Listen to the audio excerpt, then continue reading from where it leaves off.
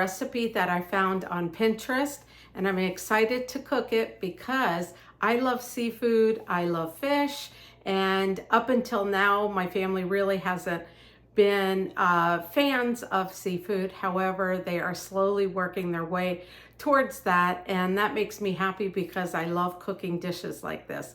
So let's get started.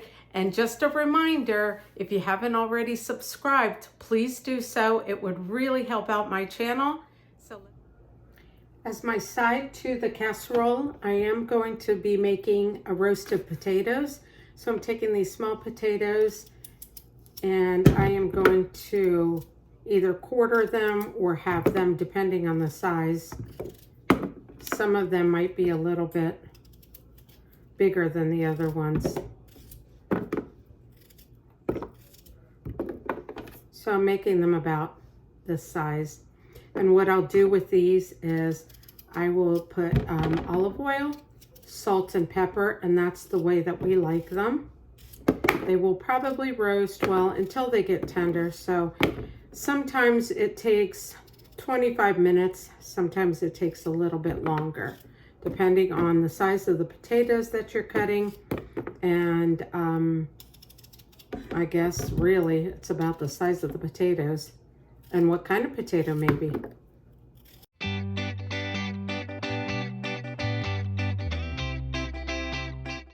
See, this one looks just a little too big. So I'm going to go ahead and cut it down a little bit.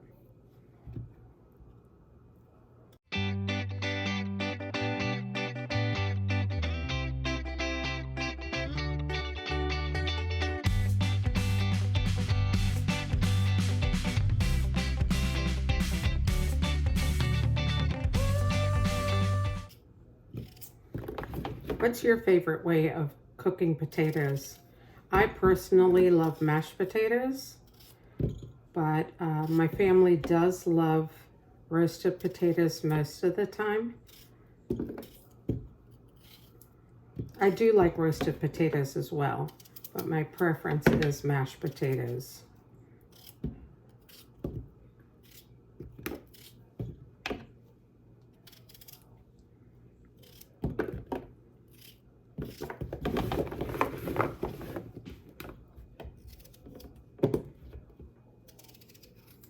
I did wash these potatoes beforehand also.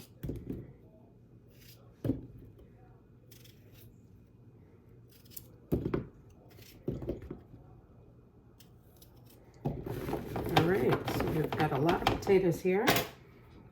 I'm putting some extra virgin olive oil.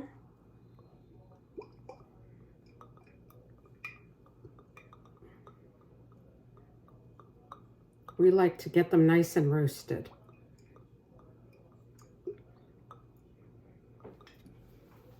A little bit of salt. I'm using Himalayan salt.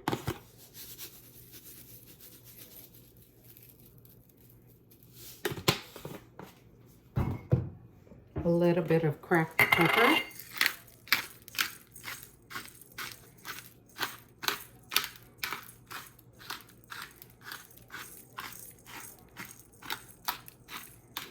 We like pepper. And then I'm going to add a little bit of garlic powder.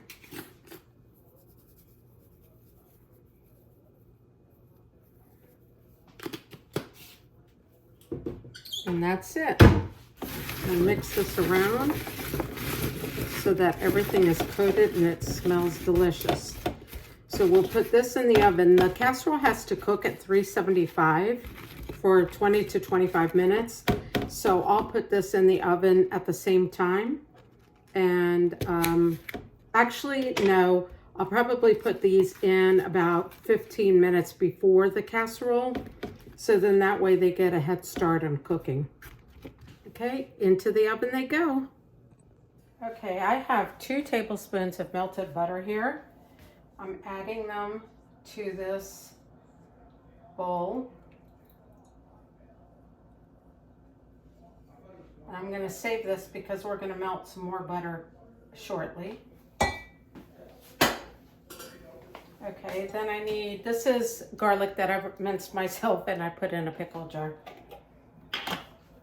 Then we want to add 2, let me look at the recipe, 2 cloves of garlic, which equals to 2 teaspoons of garlic when it's minced. All right. So we've got that.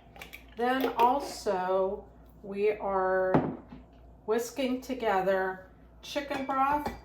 I have 1 cup of chicken broth. And this is whatever store brand. It's low sodium though. I always buy low sodium. Let me mix that up a little bit together. And I need to get my, whipping cream. Just 1 second.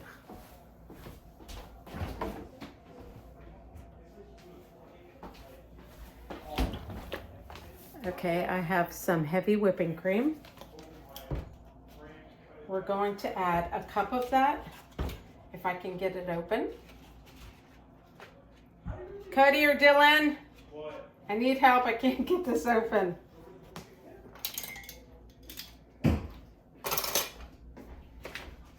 I can't get this open. Okay. Do you need me to get that off? Yeah.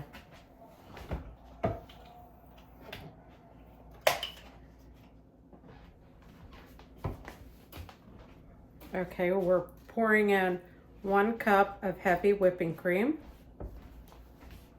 to this mixture. What did I do? Oh. Okay. And then next we need to add thyme, paprika, salt, and pepper. So we are adding 1 teaspoon of dried thyme.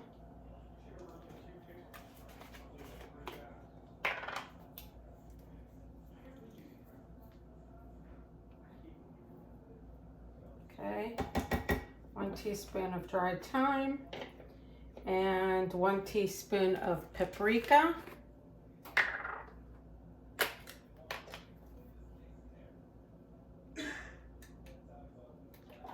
Oh, that's a little bit more, but that's okay. I'm mixing that together just so I can clean the spoon a little bit.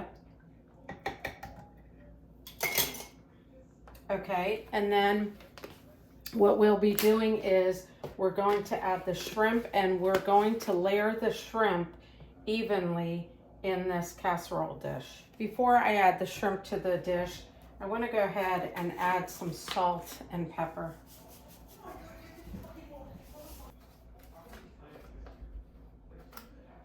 A little bit of pepper. Okay, we're gonna whisk this together. Okay, I have shrimp from 2 different brands. So one shrimp is gonna look gray and the other one is gonna look pink. Anyway, they are cleaned, they are deveined, and they do not have their tails on them. So let's go ahead and layer them in the casserole dish and then pour the mixture on top of them. Okay, so now we are going to pour the mixture on top.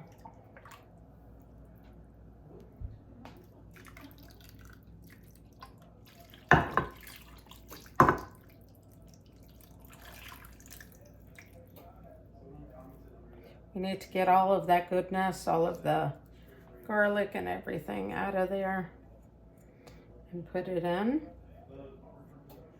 Okay.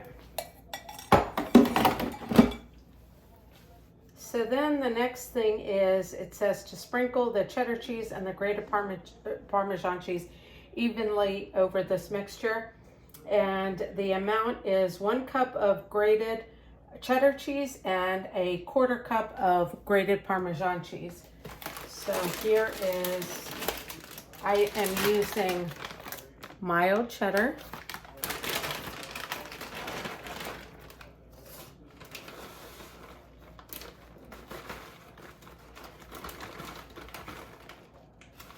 You don't want to be chintzy on the cheese because we do love cheese. Alrighty. These counters are cleaned. I completely did a thorough cleaning of my kitchen this morning. It feels good when you get to clean your kitchen and everything just looks so nice. Okay, so we're going to sprinkle that on top.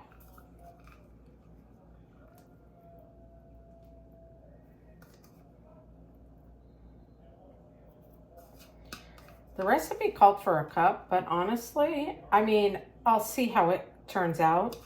But honestly, I would probably do maybe a cup and a half or 2 cups. You know what? I think I'm going to add just a little bit more cheddar.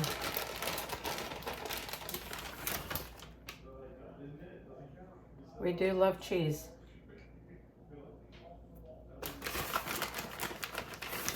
Even though this says it's a baked shrimp casserole, it almost feels like an au gratin to me. Okay, so that's good. And then we're gonna sprinkle a 1/4 cup of Parmesan cheese. I'm not gonna measure it out. I'm just gonna measure with love. So let's sprinkle some of that on there.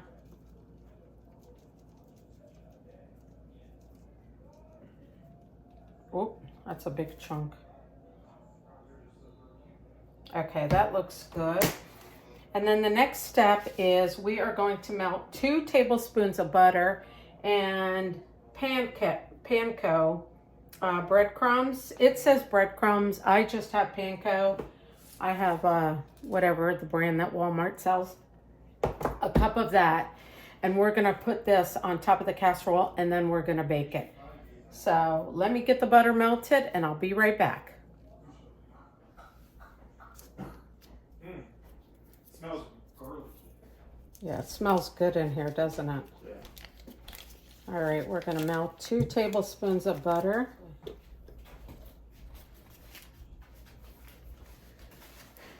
It does smell garlicky in the house, but I love the smell of garlic. Okay, so we're melting this. Once this is melted, we're going to add 1 cup of the panko. Actually, let me go ahead and measure that out while we're waiting. I'm so looking forward to this. I've had this recipe saved for a while, waiting for the right time to cook it or to bake it. And tonight is the night. Okay, let's get this melted.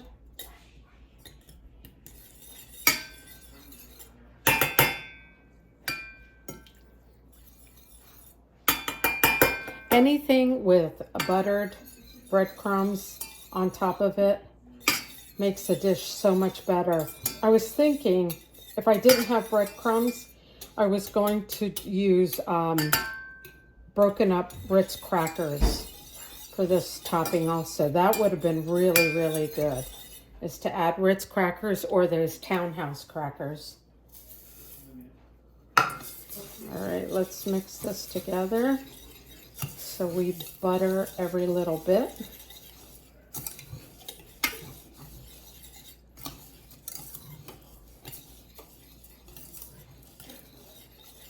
Okay, now we are going to add this to the top of the casserole dish, and we're baking it at 375 for 20 to 25 minutes. Okay, let's put this breadcrumbs on top.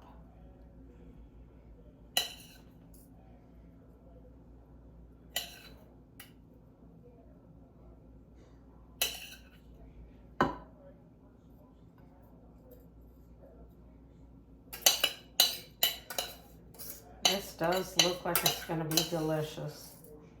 I'm almost tempted to put a couple of pats of butter even on top of this. I don't know. What do you guys think? A little bit of butter won't hurt it, right?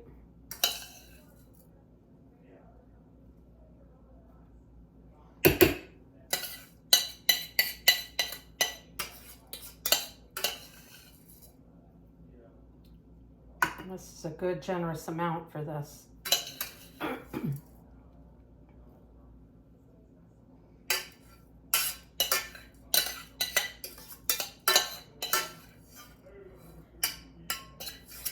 All right, that's all of the breadcrumbs.